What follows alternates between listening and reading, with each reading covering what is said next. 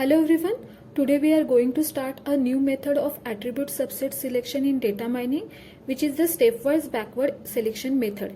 In the previous video, we studied the forward selection method where we started with no attribute and gradually added the most significant ones. Now let us understand stepwise backward elimination with a simple example.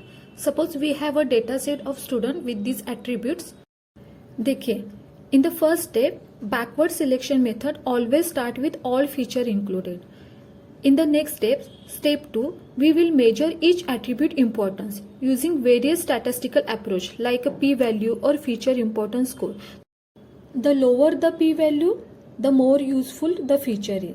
तो यहाँ पे हम लोगों को पता चल रहा है जो आई कलर है वो ज़्यादा रिजल्ट पे इम्फेक्ट नहीं कर रहा है. तो नेक्स्ट स्टेप में हम लोग लिस्ट इम्पोर्टेंट फीचर को रिमूव करेंगे. तो ये स्टेप में हम लोगों ने आई कलर को रिमूव किया. So we remove eye color and retrain the model with the remaining feature. In the fourth step, we repeat the process. Now check again. Height still doesn't add the value, so we remove height too.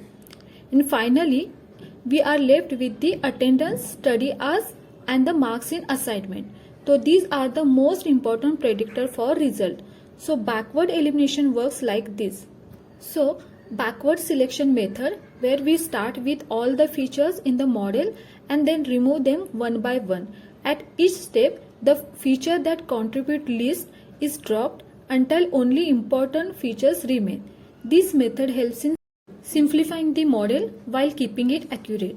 If you like my video, please subscribe and share. Thank you.